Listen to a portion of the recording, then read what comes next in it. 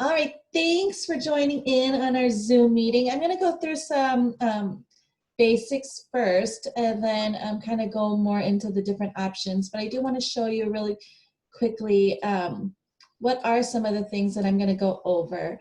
So I'm going to share these out to everyone, and I did put the share link on there just in case so I wouldn't forget. And my nieces insisted I put this picture into my slides when they're over yesterday. But I am going to go through some basics. They did my hair to best utilize Zoom at home or at school.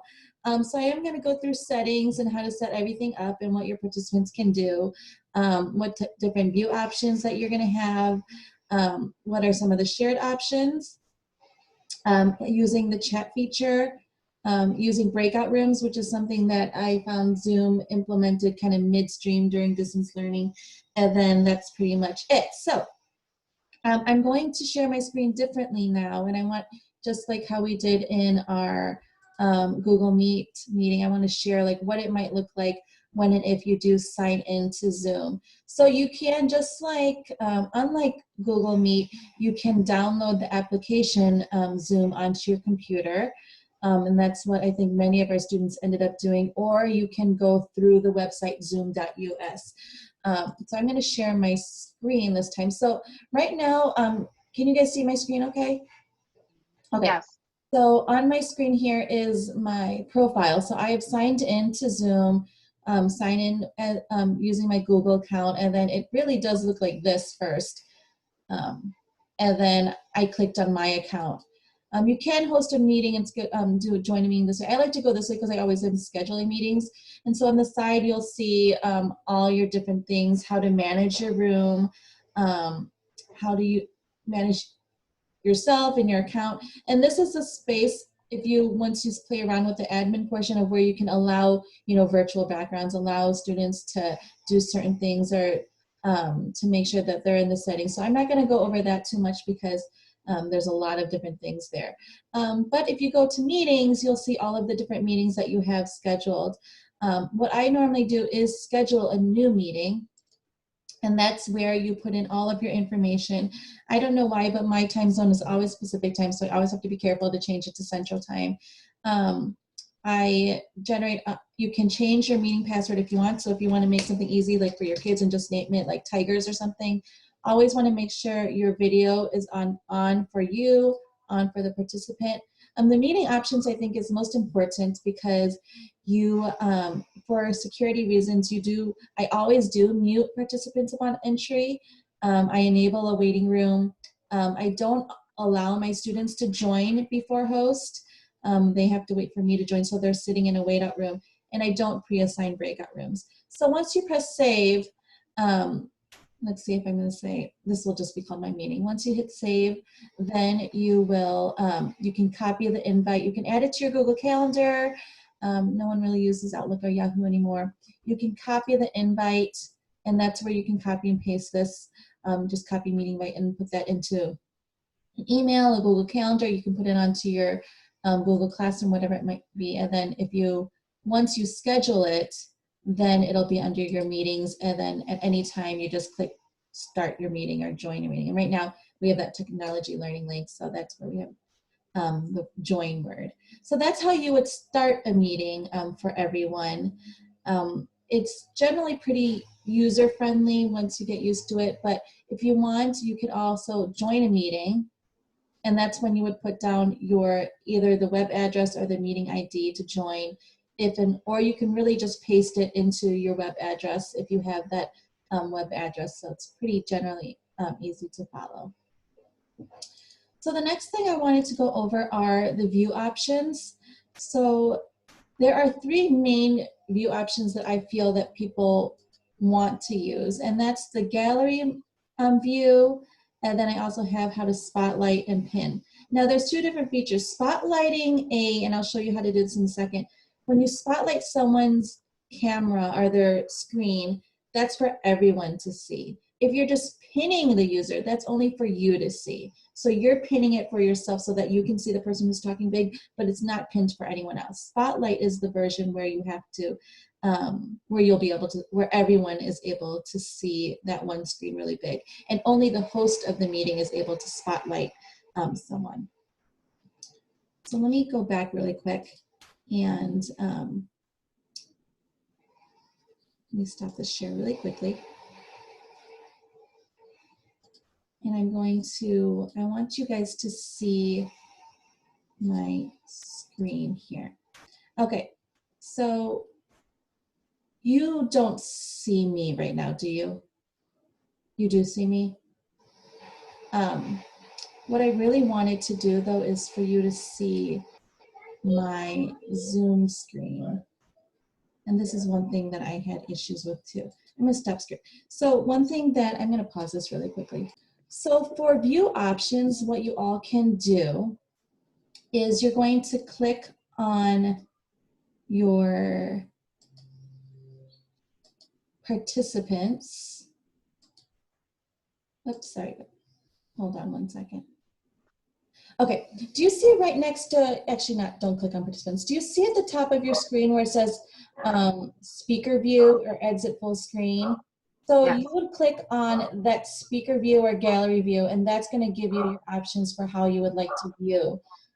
Generally, you would want to be on gallery view. That's like your tiled view. I think similar to Google Meet that you can see a certain amount of people, I think it's 16 also, and then it opens up a new page. Or another slide for when there's more than 16. When you click on a person's name, let's see if you go in the top right corner of someone's picture, you're gonna see the mute button and you're gonna see the 3 dots. If you click on the 3 dots, that's where you're gonna see the pin video or spotlight video. Now, if I right now click pin video, that's for me, where I'm going to pin myself so that I can see myself really big. But let's say if I wanted to go to Annabelle and I wanted to pin her video, that's for me to see her big, but I could also do spotlight video. And right now, Annabelle should be big for all of you, is that correct? Yeah, so when you click, spotlight video, you can make the person you want big. Like if you're doing presentations in class and one person's presenting, you probably want to spotlight their video so that people can see them. And then you go back to the 3 dots and you can cancel the spotlight video and then go to the next person. All right, so that's the view options that you have. So gallery view, you can do a spotlight video or you can do a pin video. The next thing I wanted to go over is your share options. So when you're sharing your screen, you have the options to share your entire screen so that everyone can see your entire computer, an application window, whatever window you have currently open, or just one of your Chrome tabs, which Kathy had mentioned at her last meeting that that's something new that Google Meet does. You can just open up and share one of the tabs on your computer. So to get to your different presentation modes, you're going to go to, there's this big green button at the top, at the bottom of your screen that says share screen. And I will talk about security in a minute because there are different ways where you can allow certain people to share their screen, and whereas if you want to be the only one to share your screen, you can do that also. So when you press share screen, it's going to give you a bunch of different options, and I did notice that everyone has different options based off of what type of computer they're using. If they're on their Chromebook, generally I don't think the Chromebooks enable you to share a interactive whiteboard right now. I think if you're on an iPad, you're able to. If you're using like a desktop, you're able to. But generally, I think the only thing that you would allow teachers or students to do is to share their screen, whether their entire screen or a window and so on. Do you think that's a setting that the administrator, Chris, could set on there so it would be available, or you don't know? The interactive whiteboard? Yeah. I think it would be a Chrome extension also, but I haven't looked into it really. So does anyone have questions about the shared options? I'm gonna go back actually, because I don't think I went through the security features of what participants are able to do. So when you click on, I'm gonna stop sharing my screen real quick. So on the bottom of your screen, you have the word security, participants, chat, pause, and you probably don't have recording. Only the person who's hosting can record, and breakout rooms. Do you guys see those options? I do not have security. You I don't have, have There was record. another one. okay. Now the reason why you don't have the shared screen option is because you're not the host. You have shared screen No, option. I share Oh, the screen. security option. You don't have the I don't security. have security. Okay, so only the host of the meeting has the security option. When you click on that security option, I wish I could show you, it allows you to lock your meeting so that no one can get in.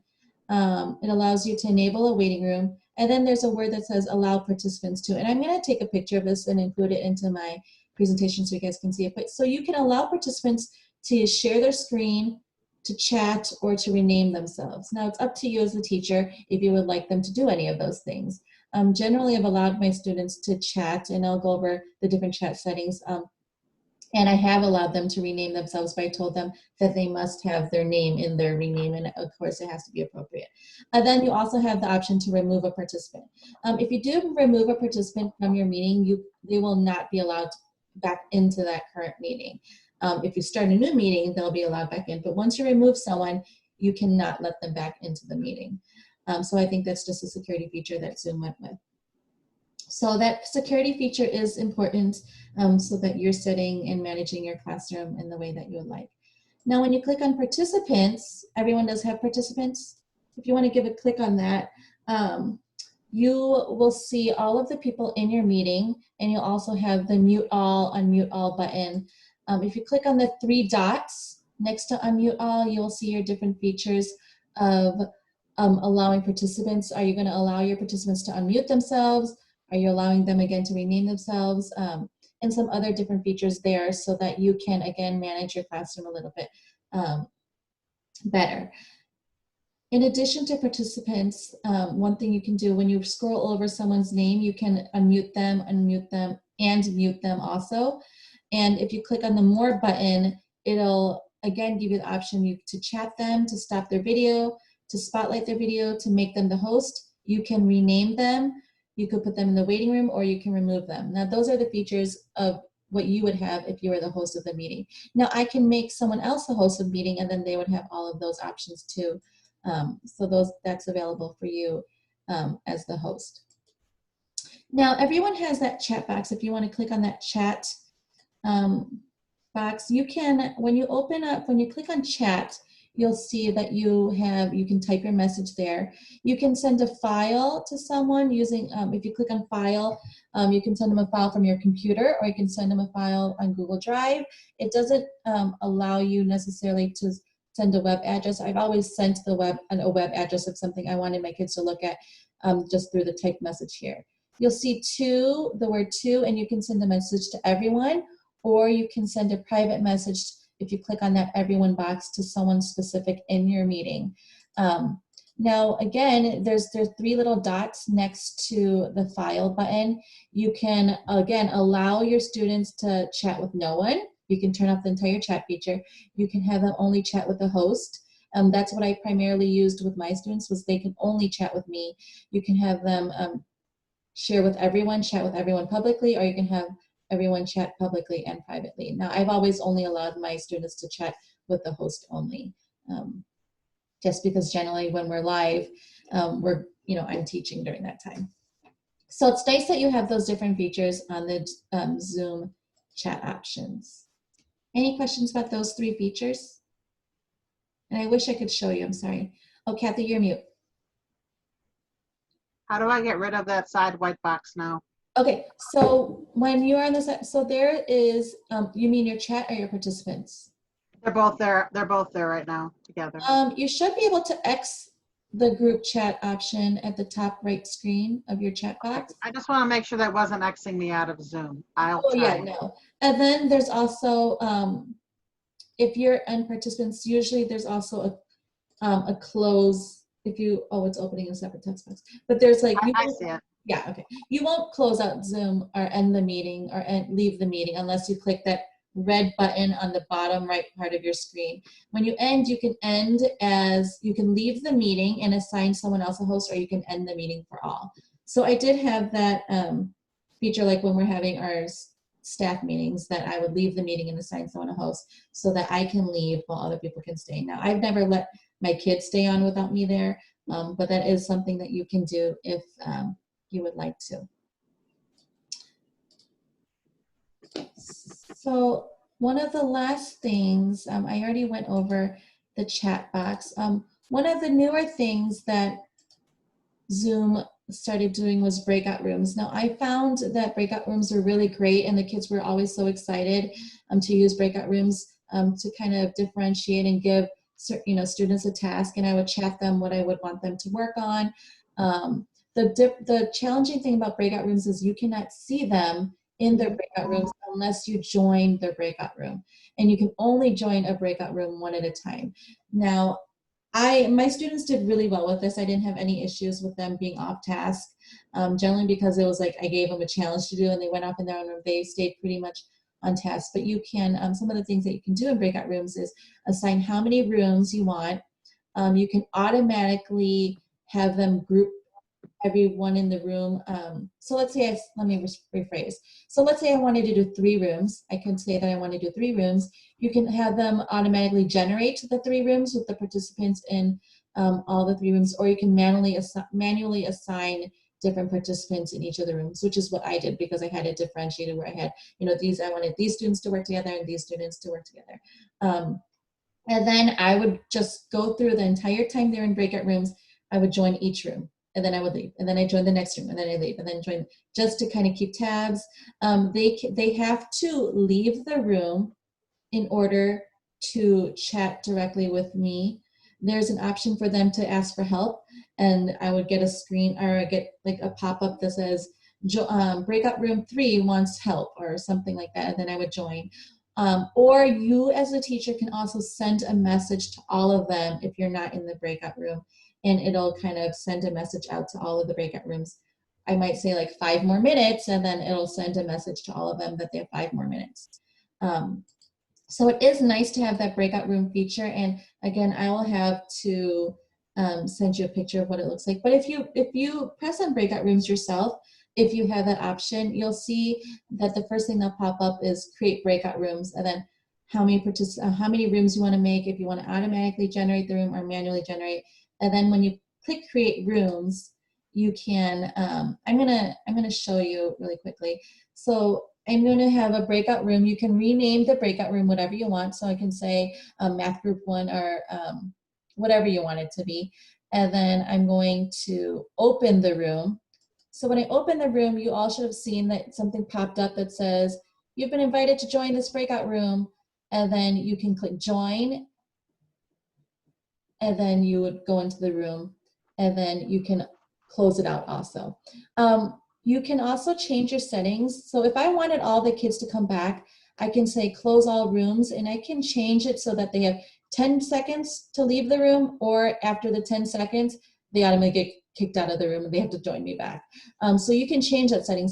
If you close all the rooms, I can change it so they have 1 minute to get out of the room.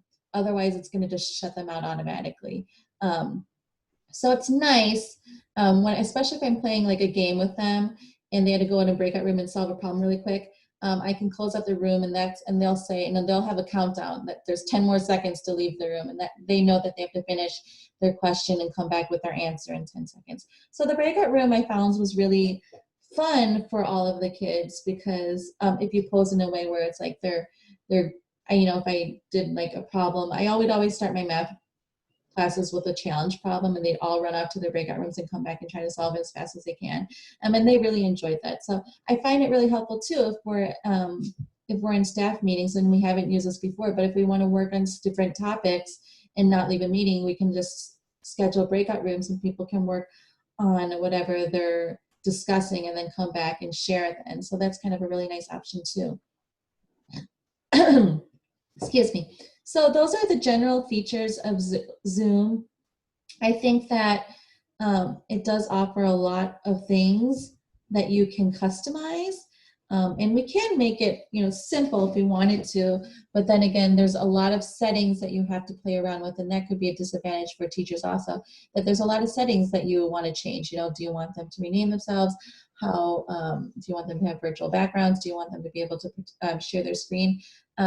Generally, my students like sharing their screen, especially when we're doing presentations, so that they can share on their own computer. but that also took a long time because they're not prepared like teachers, and it would take them like 5 seconds to open the tab and whatnot. But it is nice to have. So I think that's generally it. Did you guys have any questions about anything? I do. Yeah. Have you ever had a kid get stuck in a breakout room and can't get back in? No, because if I close out the rooms, it'll automatically kick them out of the breakout room and they'll just join me back. Yeah, but if they're like done early and they want to come and talk to you, do they ever get like confused on coming back in? I haven't used it because I was worried about that. Here, let me show you. So let's go into breakout rooms so that you can see what it looks like. So right now, do you have if you click on breakout rooms, it's going to ask you to join the room. And we can all go into the room. Now, do you see in the bottom, it says leave room?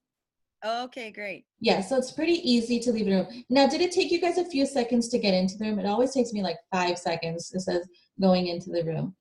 So we can all, you can see that there's a chat. I don't know if you have the chat box. I can still chat everyone, but there is a way for you to say like ask for help or, send a message to me. So it's pretty easy for them to figure out. And I never had any of them have an issue with knowing how to get in and out of the room and things like that. Great. Okay, Thanks. let's leave the room. And you'll see I have the option to leave everything. Nice. My parents, when I started using breakout rooms, the parents like loved that they had that feature because it just brought a little bit more excitement, right, to the classroom, and a fun way for them to feel like they were on their own working on something. But again, when they're all in breakout rooms, you as the teachers are literally just sitting by yourself in the Zoom meeting until you go and visit all of the rooms. Now, there would be times where I would be sitting on my own waiting because they would exit the room and they would ask me a question. But generally, I was always circulating through all of the different rooms, and that worked out well. I was looking it up for Google Meet, and Kathy, I don't know if you already talked about this in your presentation, but I was looking and they don't have it exactly in Google Meet, but they do have where you can give them each a link and then the teacher can see all the screens at once. Like she can mute herself. And so there was kind of a neat workaround for not having it. It's almost like you're setting up different meetings, but you can put all the links on the side and then the groups can go there and then they can come back, but it doesn't have all the features that this one does. But the nice thing is you can see all the rooms. So if there's a problem, then you're able to see them. I get nervous to not see my students. That is one of the features that they say they're going to add within this Nice. year is breakout rooms. So Awesome. And I do feel like if Google Meet is going to start implementing some new features, that it would be the best option for us. Because I started off using Zoom, I would miss certain features, and so I'm hesitant to switch over. But I feel like once it does catch up, that it would be smart for all of us to use the same platform. Okay, so I'm going to stop our recording then because I think I'm almost out of time.